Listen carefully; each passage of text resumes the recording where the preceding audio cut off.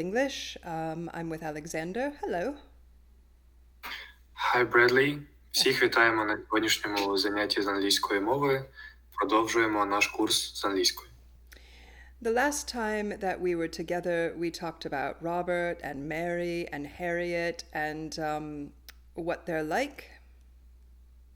На прошлому занятті ми розмовляли про Роберта, Мері, Харріет та те, як вони виглядають. Excellent. So you can see here that the structure that we're looking for, what is Mary or Harriet like? Is Robert like Mary? На цьому слайді ви можете побачити структуру питального речення. На початку стоїть питальне слово what, потім допоміжне is і Mary, Harriet. Те ж саме в наступному реченні. На першому місці стоїть допоміжне слово is і так далі. Sometimes you hear this in what we call a simile. So we'll say this in a metaphorical way, like she is like a diamond or something like this. На цьому прикладі ви можете побачити асиміляцію. Можна уявити це на прикладі метафори. Вона схожа на брильянт, діамант. Or your face is like the sun or something like this. Або твоє обличчя схоже на сонце. Okay. So here, I want to ask you who you are like. Are you like your mother? Are you like your father? Are you like your brother? Yeah, and here we're looking for an adjective or a title, like the example here is, well, you go ahead and translate and then I'll do the next example. Так, Бредлі питає, на кого ви схожі? Чи схожі ви на свого брата, чи на свою сестру, чи на свою маму? У відповіді необхідно озвучити прикметник. So here I'm looking for an adjective. So the question here is, what's Silvio Berlusconi like? And I can see my is, it's contracted here. And the answer will be something like, he's a large, rich Italian ex-prime minister. На цьому прикладі ви можете побачити питання, на кого схожий Сільвіо Берлусконі. І у відповіді ми можемо побачити, що він є великим, багатим, італійським колишнім прем'єр-міністром. What does Silvio Berlusconi like is a different question, right? We're looking at our auxiliary here. We're in present simple. And I can see this double verb, right? I can see one verb here. And the answer to this question is different. Питання нижче формується трошки інакше за допомогою допоміжного дієслова does. І в цьому реченні ви можете побачити два дієслова. Одне допоміжне дієслово does, і друге звичайне дієслово, яке несе в собі сенсове навантаження like, бути схожим. So the answer to this question is Silvio Berlusconi likes women and parties, yeah? І відповідь на це питання звучить як Сільвіо Берлусконі полюбляє жінок та вечоринки. Excellent. So the orange is description, and here we're talking in the red word in present simple we're talking about action. Речення написані оранжевим кольором. Вони описують схожість, на кого схоже Сільвіо Берлусконі. Натомість речення, виділені червоним кольором, означають дію, тобто що полюбляє Сільвіо Берлусконі.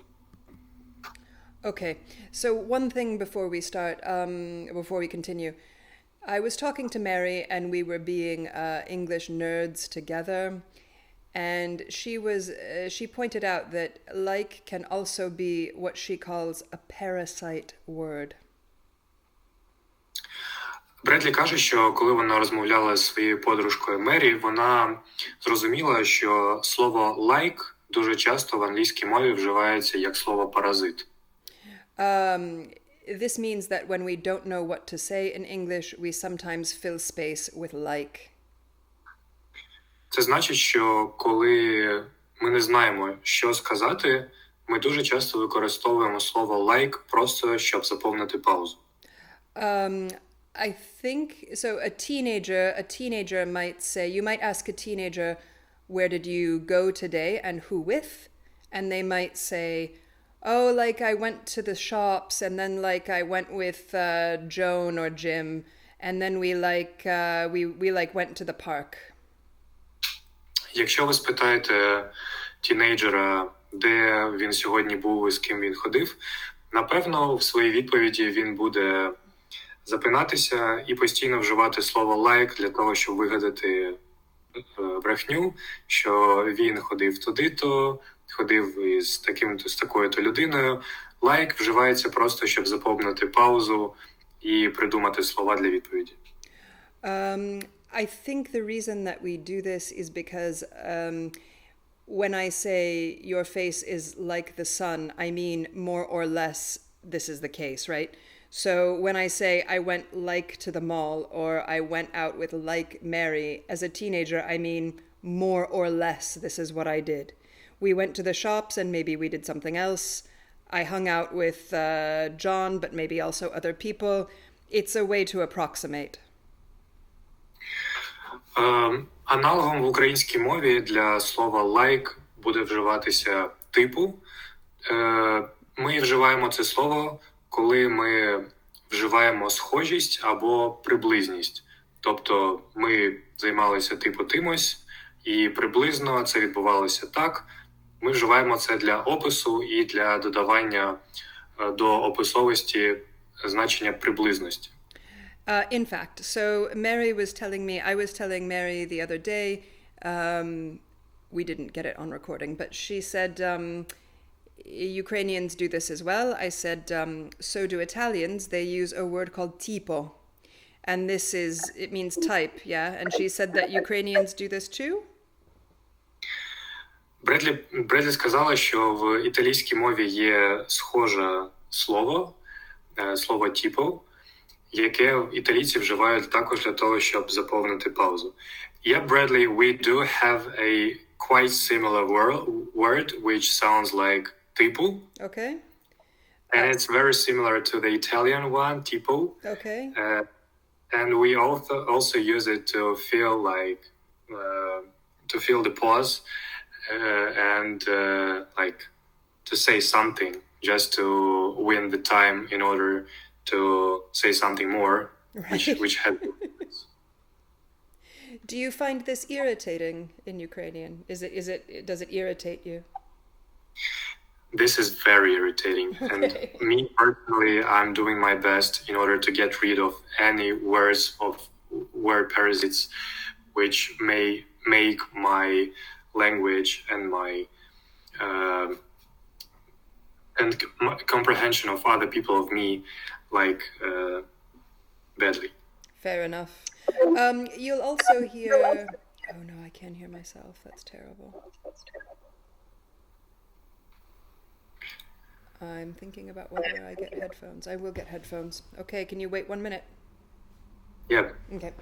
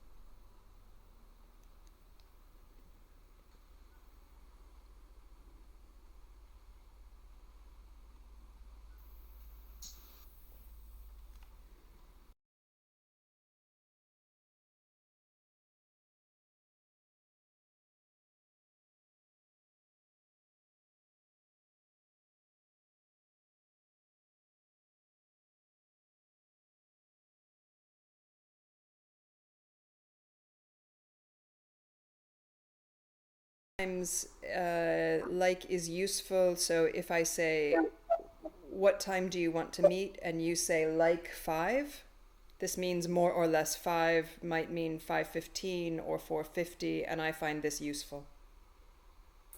В прикладі, який озвучила Бредлі, ви можете побачити типову відповідь на питання, о котрій ти хотів би зустрітися, і якщо ви почуєте у відповідь like at 5 o'clock, це мається на увазі, що приблизно десь о 5 годині.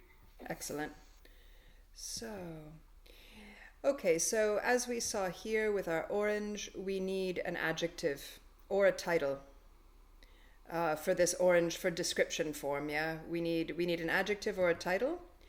Please remember that so we have these suffixes. This is an ending of a word, right? Like ing is an ending, ed is an ending. These are suffixes. The problem is in English, this can be ing can mean a verb, a noun, or a adjective. Речення, виділене оранжевим кольором, потребувало відповіді у вигляді означення або прикметника, тому що like там вживалося у значенні схожості. Сільвіо Берлусконі був схожий на когось, тому у відповіді ми вживали означення або прикметник. Також потрібно розуміти, що закінчення in або герундій може вживатися як у значенні дієслова, іменника, так і прикметника. Якщо я напишу речення he is swimming, яке перекладається як він плаває зараз, в цьому значенні слово swimming вживається як дієслово в продовженому часі. He likes swimming, which is the same thing as he does like swimming, just so we are clear, is a noun. В наступному реченні he likes swimming або he does like swimming, що означає те ж саме, можна побачити, що swimming вживається у якості іменника і означає плавання. When you hear the Olympic sports, these are all nouns, right? Like boxing, swimming, fencing, whatever, running, these are nouns, these aren't verbs. Коли ви почуєте олімпійські види спорту, такі як боксинг, біг, плавання, усе це не дієслова, а іменники. However, right now we're discussing adjectives, and a lot of adjectives end in ing. Але зараз ми поговоримо про прикметники, і багато з прикметників також вживаються із закінченням «ing», яке називається герундій. Okay.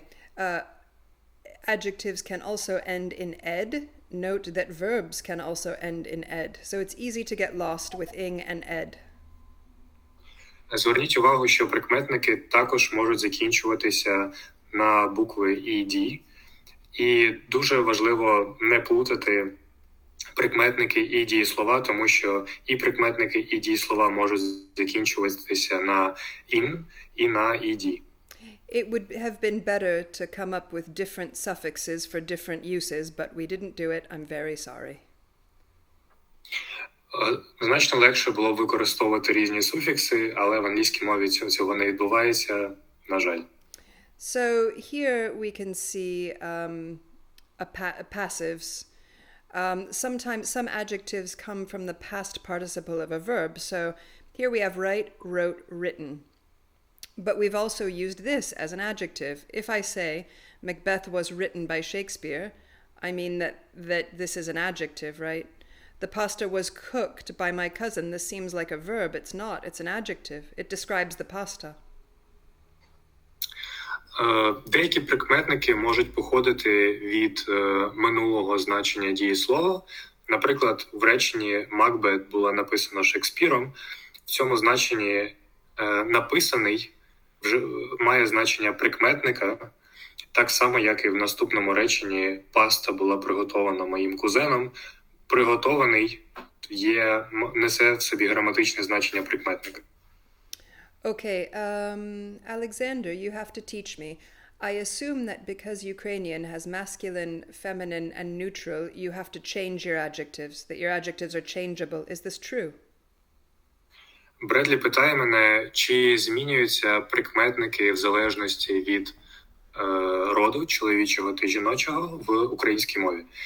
Yeah, Bradley, in Ukrainian we do have this change depending on the masculine or feminine form. So it's very easy to define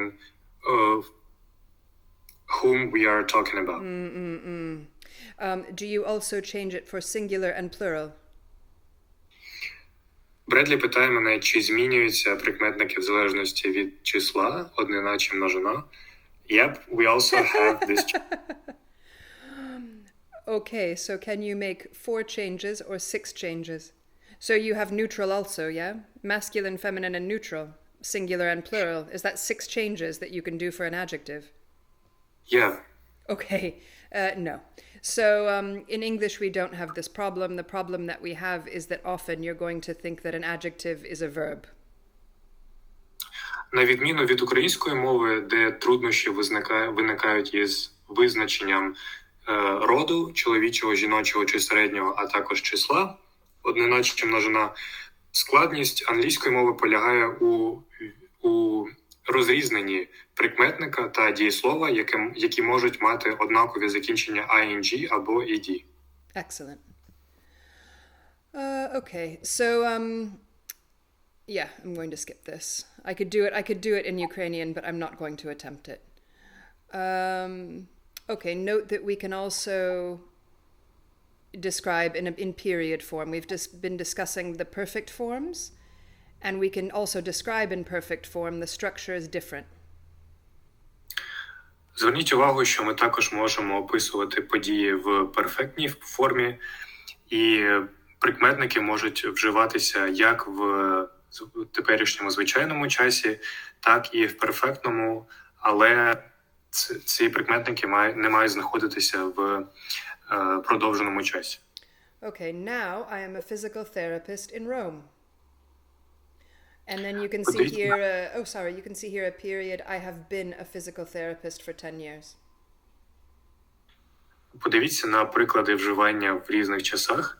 В першому реченні, де ми вживаємо теперішній звичайний час, ми можемо побачити тепер, зараз я є терапевтом з Риму.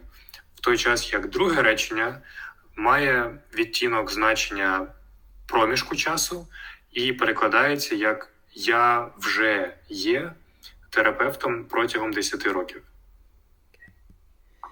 Okay, there are many, many ways to create an adjective. One is just by adding y. So here we have wind and windy, rain and rainy, and you can guess the rest. Є багато способів утворення прикметників в англійській мові. Один з них – це додавання букви y на кінці слова. І утворення прикметника полягає в тому, що якщо ми додаємо до іменника wind, вітер, букву y на кінці, це означає, що ми отримуємо прикметник вітряний. Так само і з іншими словами rain – дощ, rainy – дощовий. Так далі. Okay, so you can do the same with fog and foggy, snow and snowy, sand and sandy. Те ж саме з іншими іменниками fog – туман, foggy – туманно. And then we can do the same with foods, right? Like oil and oily, water and watery, bread and bready, milk and milky, and so on. Salty, sugary. Це правило працює також із продуктами, наприклад, від слова вода, хліб, молоко, сіль та цукор. Ми також можемо утворювати прикметники, які українською мовою будуть звучати доволі дивно. Okay, here's a speaking exercise that you can do with your host family if you'd like. So I'll do Oh, go ahead, yeah. Тепер ми поговоримо про розмовну вправу, яку ви можете попрактикувати разом із сім'єю, яка вас приймає. Hold on, let me see what my next slides are. Yeah, okay. Okay, so let's try this exercise together, Alexander. Number 2. So it says, these are no good, they're too long. Can you imagine what we're talking about here? Could you repeat, please? Yeah. So like I'll read the example. Number 1. It's too expensive and it uses too much petrol. That could be a car. So we're complaining. Yeah, we're complaining about things and we have to figure out what we're complaining about. Подивіться на перше речення, яке перекладається як «вона дуже дорога і потребує дуже багато палива». В цьому реченні ми виражаємо шкоду про те, що автомобіль є дуже дорогим і потребує багато палива. So I'll do number 2. These are no good. They're too long. I think maybe trousers. В другому реченні, яке перекладається «вони не є дуже гарними, вони занадто довгі», ми також скаржимося. Бредлі запропонувала поскаржитися на штани. Can you think of an example, or do you like that? And you can go on to number 3 if you want. I guess that clothes are the best examples for this sentence. Okay. It's too difficult and complicated to use. Can you imagine an example for this? I guess that that junior machinist can say this about the plane, or pilot is about the plane. Excellent. В третьому реченні, яке перекладається як «це занадто складне для використання, це занадто складна для використання річ», я запропонував використати приклад молодого пілота, який вперше сів за кермо літака. Okay. Number 6, there are too many channels.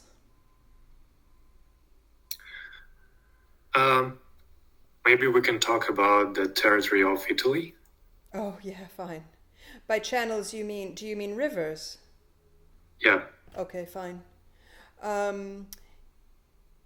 Number 4, there's too much salt in it and it smells disgusting. Четверте речення, яке перекладається як «тут занадто багато солі, і воно пахне дуже погано». Maybe we can talk about some salad or fish. Yeah, fine. Which is spoiled. So as a teacher, I noticed 3 things. This structure with too and very plus an adjective. Too means excessively. Like if I say an apartment is too small, it means I can't live there. Різниця, яка між словами to і very, полягає в тому, що, наприклад, в слові to дуже часто ми вживаємо в контексті доступності. Наприклад, якщо ми скажемо, що кімната дуже мала, too small, ми будемо мати на увазі, що нам занадто мало місця, і вона для нас не дуже доступна. Very small means maybe I'll buy the shirt and try it. Like in this example with the shirt, I'm not going to buy that shirt. It's too small means I can't wear it. Very small means I can wear it, but it's still not attractive, yeah? На прикладі з першого речення я не збираюся купувати ту рубашку. Якщо ми вживаємо в поясненні для цього речення too small, це означає, що вона для нас занадто мала. А якщо ми вживаємо, тобто вона для нас недоступна. Якщо ми вживаємо very small, ми маємо на увазі те ж саме, але при цьому ми хочемо зауважити на тому, що вона є гарною для нас, і ми хотіли б її носити. British people will also use quite.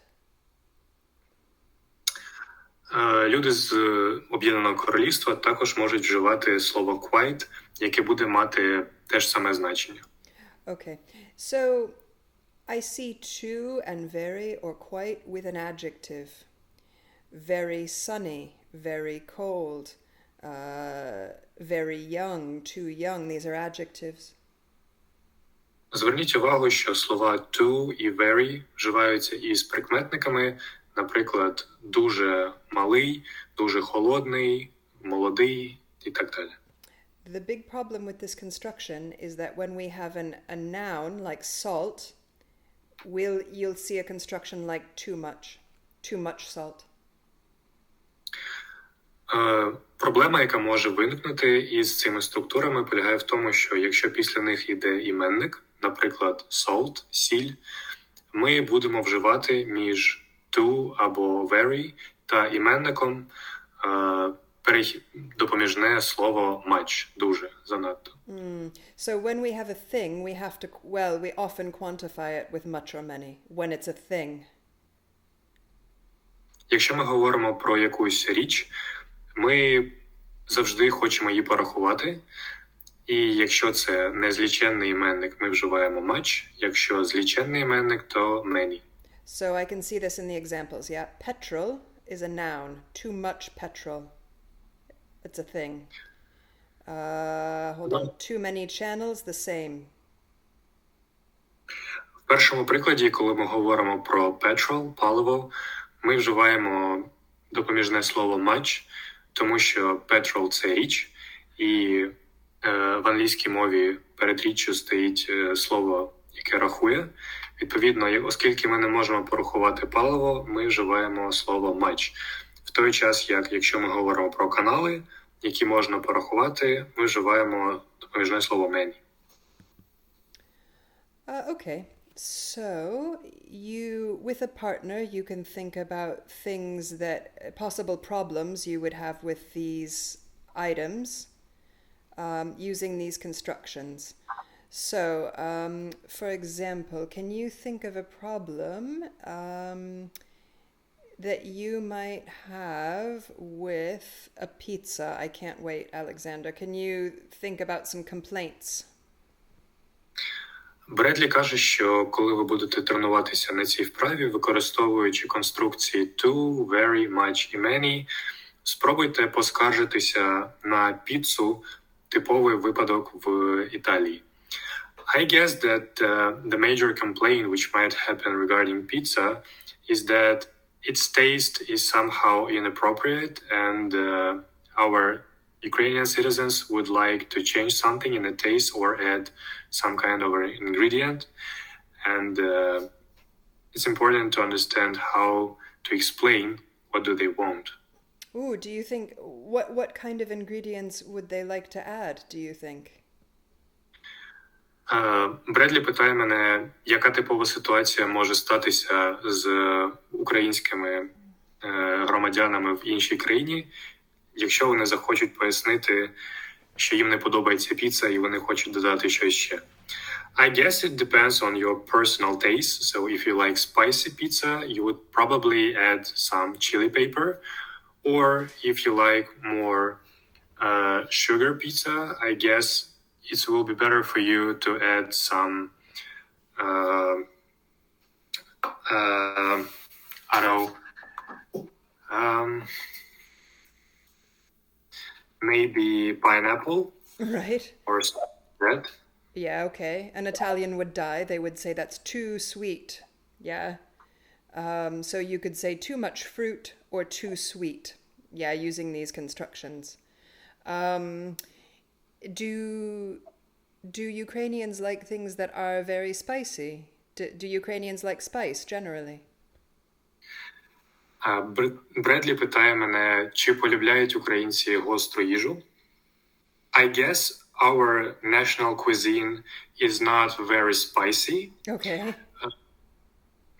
And in the majority of cases, our food is it's well balanced, I guess. Ooh, well balanced. We'll be getting to that in a minute. So here we have these constructions, right? To plus adjective, or we could say very or quite. Yeah, so here we have an example, too expensive. В першому прикладі ми можемо побачити правило використання слова to з прикметником. Наприклад, дуже дорогий, too expensive. Here we have nouns, countable and uncountable. We'll discuss that in a minute. But a noun will mean need much or many. So go ahead and then I'll give it some examples. В третьому прикладі ми говоримо про зліченні іменники, які потребують перед собою допоміжне слово many, яке означає, що ми говоримо про іменник, який ми можемо порахувати. Okay, so a big city might have too much smog. That's an uncountable noun. Too much pollution, let's say. Or too many roads. Якщо ми описуємо місто, говорячи про забруднення, яке також є незліченним іменником, тому що неможливо порахувати забруднення, ми будемо вживати допоміжне слово much. В той час, як якщо описуючи місто, ми говоримо про дороги, які цілком можна порахувати, і це зліченний іменник, ми вживаємо допоміжне слово many. Okay. I'm going to skip the medical. I'm sorry, this is for medical people, but I'll go to the normal examples here. So, does the coffee have too much sugar? В другому прикладі ви можете побачити використання допоміжного слова much на прикладі речення чи в цьому кофі занадто багато цукру? Оскільки цукор – це незліченний іменник, ми вживаємо допоміжне слово much. Okay. Have you discussed the next one? So, is the coffee too sugary? I didn't discuss it yet. Okay. So here we see the is construction with an adjective, because describing is different. Here we just see present simple, but we had to do too much because we had a noun, if that makes sense.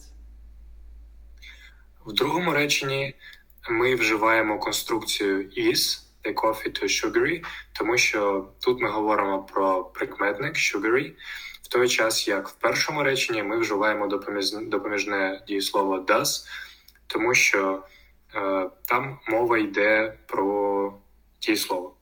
Okay. I'm going to go forward. Okay. Describing is probably the first thing you will learn how to do in another language. Опис речей – це, напевно, перше, що необхідно зробити, вивчаючи іншу мову. If you don't have the word, you will probably, all of your nouns will be the thing. Like, I need the thing. What thing? The fruit that is yellow and curvy. Oh, you mean a banana. Yeah. So you'll probably spend a lot of time describing things because you don't know the words for them. Якщо ви не знаєте слова, які описують предмети, вам буде дуже складно пояснити, що ви маєте на увазі. Наприклад, якщо вам захочеться банан, вам дуже складно буде пояснити, що ви хочете ту саму жовту хвилясту річ, і пояснити продавцю, що ви хочете саме банан, а не щось інше. Тому необхідно використовувати і вивчати прикметники для того, щоб пояснювати, яку саму річ ви хочете. Here I've put some images with some adjectives that you might want to look up in the dictionary. But why don't you pick 5, Alexander, and tell me which 5 you like? Yeah, 5. Бредлі пропонує вам перекласти всі прикметники, які ви можете побачити на слайді, тому що вони описують багато речей і можуть застосовуватися для опису багатьох із них, і це допоможе вам розширити ваш словниковий запас для того, щоб описувати речі краще. I guess that my top 5 will be smart. Smart – розумний. It also will be compassionate, співчутливий. Compassion is extremely important in our case. It's also generous, великодушний. Honest, чесний. And patient, терплячий. Oh, those are really good adjectives. Okay, I would not have, those are all nice adjectives, yeah? I tend to pull out the strong ones like bold or courageous. Okay. Бредлі каже, що це гарні прикметники, але вона обрала би bold, це сміливий, і courageous, це людина, яка також є сміливою. Okay. So, sorry, I'm going through the medical ones. Okay. It's important to know that in English we can have a hyphenated adjective, and you've used one, and I just forgot which one you used.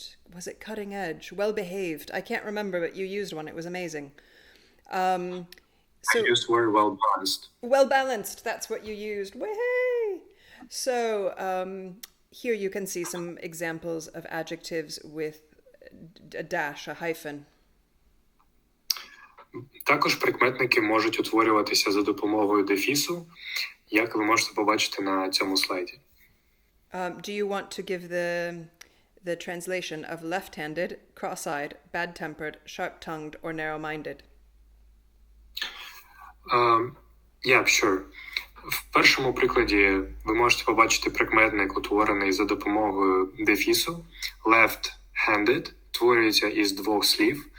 Лівий і рука, і мається на увазі, що мова йде про людину шульгу, яка послуговується лівою рукою. Cross-eyed – це також прикметник, який використовується на позначення людиною із косоокістю. Bad-tempered – це людина із поганим характером. Sharp-tongued – людина із гострим язиком. І narrow-minded – це людина із обмеженим кругозором. Okay. Here it says, my mother's a brown-eyed, curly-haired woman. She's left-handed. She's a broad-minded and self-confident person. На прикладі ви можете побачити опис моєї мами, яка є караокою, чиє волосся є звивистим, і вона також її кругозор є широким, і вона є людиною впевненою в собі. Nouns can also be hyphenated, so just because you see a hyphen, it doesn't mean it's necessarily adjective. Іменники також можуть формуватися за допомогою дефісу, тому не плутайте їх із прикметниками, які також можуть використовуватися за цим правилом. Okay. Note that numbers, this is commonly done in numbers. A 50-kilometer journey, this is an adjective to modify journey. The adjective comes before the noun. A 12-year-old girl, this becomes one adjective to describe girl.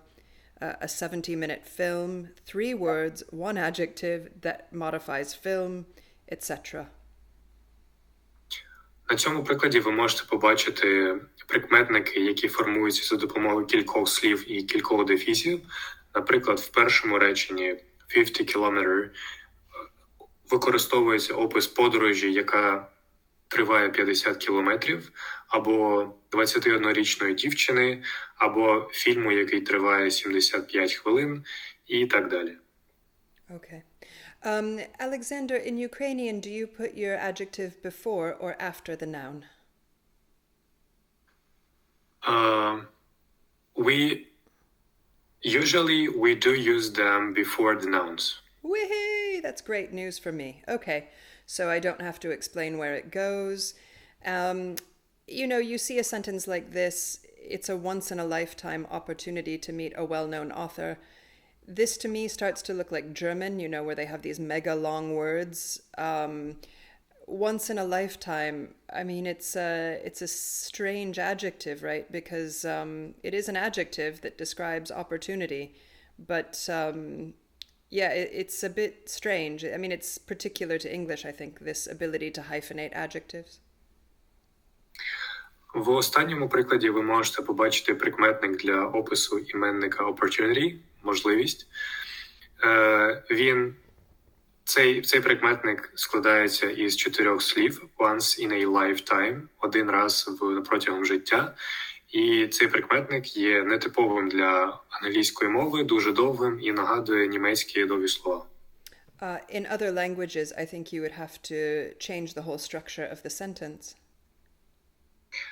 Напевно, в інших мовах доведеться змінювати всю структуру речення для того, щоб грамотно, з граматичної точки зору, пояснити зв'язок між прикметником і іменником.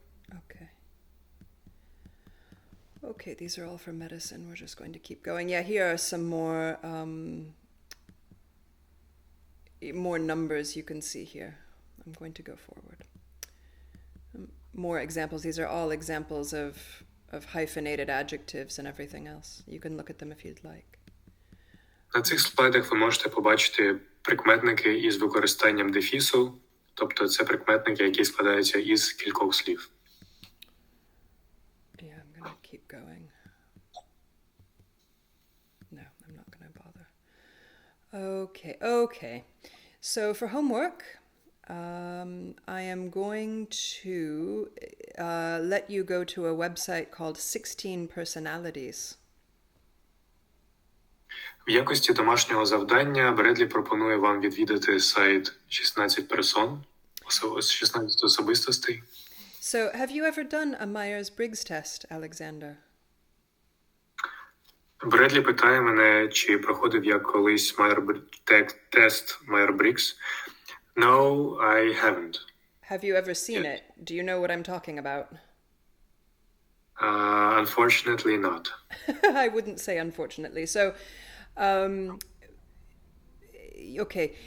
The reason that I make people do this is because often people need adjectives to describe themselves in English for job interviews. And in job interviews, it will ask you, what are your strengths and your weaknesses? It's a very common question. Вона пропонує пройти вам цей тест, тому що дуже часто при прийомі на роботу у вас будуть питати, будуть вас просити описати ваші особисті якості, ваші сильні та слабкі сторони. Для цього необхідно використовувати правильні та підходящі особисто для вас прикметники. So the Myers-Briggs is used, has been traditionally used by big companies to see where to put you in a business, what your personality is for business. Цей тест зазвичай використовується в сфері бізнесу для того, щоб зрозуміти, чи підходите ви на посаду чи ні. We say take it with a grain of salt. I don't know how to say this in Ukrainian. I hope that you have an expression for this. It means be cautious, yeah? Бредлі каже, що в англійській мові є спеціальний вираз take it with a grain of salt. І він перекладається ідіоматично як будьте обережні, підготуйтесь завчасно. It means don't believe 100%. It's the Myers-Briggs is a good start, and the reason it's called 16 personalities is because you'll get 4 letters. Like J is judging. I think the other option is T, which is thinking. Here you'll get E or I. E is extrovert, I is introvert, and so on. У відповіді ви отримаєте одну з 4 літер. Наприклад, J – judging – це розсудливий, T – thinking – це думаюча людина, екстравертна, інтровертна людина. Але не варто довіряти цьому тесту на 100%, тому що похибка завжди можлива. Просто використовуйте його як опору, від якої можна відштовхуватися для опису власних якостей. So don't believe everything in the test. Just use reflect about what you think is true about you, and memorize the adjectives in English that describe you. Запам'ятовуйте тільки ті прикметники, які підходять особисто для вас, і найкраще описують ваші особисті якості. Знову ж таки, не довіряйте на 100% цьому тесту. So this person has discovered they are an ESFJ, they're sensitive, they're warm, they seek out harmony, they're strong team players, good at connecting with others. And if this person thinks that this is true about them, I hope that they'll memorize these words for job interviews, basically. Наприклад, якщо ви побачите такі прикметники, як чутливий і теплий, гнучка людина, яка здатна підлаштовуватися під обставини, сильна духом людина, ви можете використовувати ці прикметники, якщо вони підходять для вас. Але перш за все, з точки зору користі для вивчення англійської мови, ви можете вивчити їх для того, щоб краще описувати свої особисті якості. Okay. I'm sure that there's a Ukrainian version of Myers-Briggs. I'm sure there is. The official version is probably $300 to take, but the free versions are shorter online. They're good enough. Бредлі каже, що мають бути певні українські аналоги для цього тесту Myers-Briggs, але вона не знає, які саме. And then there's a lot of fun things on the internet you can look for to see which of the 16 personalities are like you. Are you like Churchill? Are you like, I don't know who this person is. Are you like Jackie Onassis, Mother Teresa, Einstein, Napoleon? Також існує тест 16 особистостей. Ви можете пройти його і побачити, на кого із цих 16 людей особисто ви схожі. Можливо, це буде Ейнштейн, можливо, мати Тереза або Вінстон Черчилль. Oh, here's all the characters of Harry Potter, or all the characters of Star Wars, or all the princesses in Disney, or some cocktails as well. Теж саме стосується тестів стосовно Гаррі Поттера, принцес і героїв із популярних діснеївських мультфільмів. Yeah, and here's the best jobs for every personality type if you get very bored.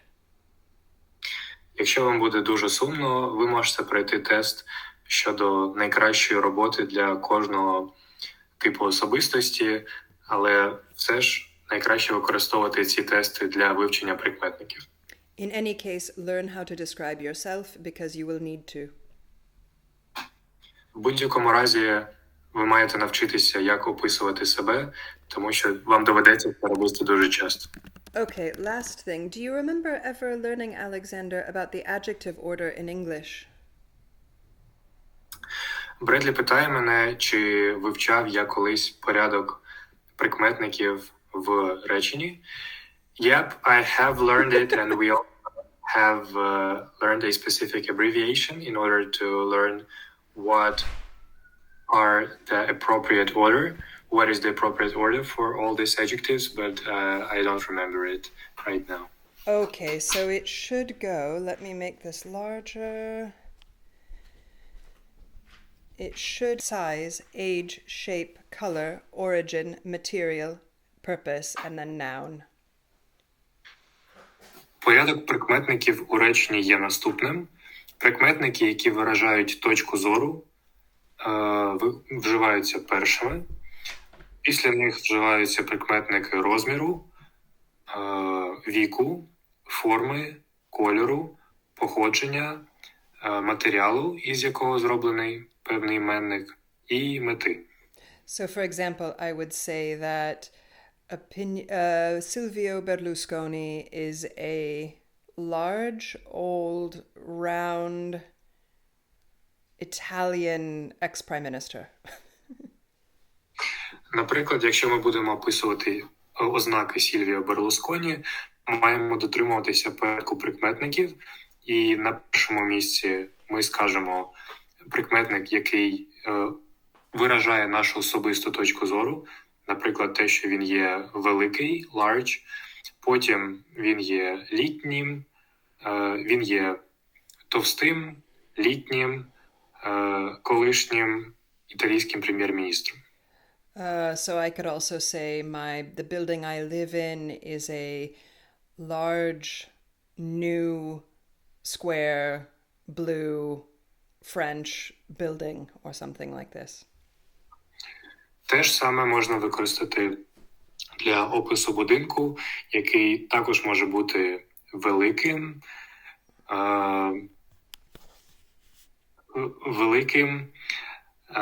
старим, квадратним, голубим, виробленим з цегли і так далі. Okay, we're never taught how to do this in school. We just do it naturally. So it's not wrong if you do it in the wrong order, but people will correct you. If they correct you, that's why. It's no big deal. Невелика проблема, якщо ви помилитеся в порядку прикметників у реченні. Зазвичай люди, які володіють англійською мовою на розмовному рівні, вони будуть вас виправляти, і це не груба помилка. Okay, Alexander, do you have anything you want to add? That's it for me. Бредлі питає, чи є мені щось додати до того, що вона вже сказала. No, I guess that this topic was covered quite well. Okay. Okay, please tell everyone that at some point soon we will do countable and uncountable nouns, right? Countable are nouns that can end in an S, like 1 pen, 2 pens, and uncountable are just come in a mass like liquids. You know, we don't say 1 water, 2 waters. And I'm wondering if you have this in Ukrainian. На наступному занятті ми будемо вивчати зліченні та незліченні прикметники. Правило, звичайно, яке використовується для зліченних іменників, це додавання закінчення «s» для множини. Наприклад, якщо ми говоримо про одну ручку, one pen, і хочемо утворити множину, ми просто додаємо закінчення «s» для того, щоб сказати, що we have many pens, у нас є багато ручок, в той час як незліченні іменники, такі як вода або цукор, не мають закінчення «s», і множина для них формується за іншим принципом, який ми будемо вчати на наступному уроці. Regarding your question, in Ukrainian, we also have this countable and uncountable nouns, but the grammar is not similar to the English one, and we don't have all these issues with how we can form the appropriate, from the grammar point of view, plural form for the countable or uncountable noun. Okay, so let's not freak anyone out then. I'll just say that we looked briefly at countable and uncountable because it was in our other exercise, but we will tackle it together next time. Наступного разу ми більш детально вивчимо цю тему і дослідимо, як формуються зліченні та незліченні іменники в англійській мові. Okay. Thank you very much. I'm going to stop recording.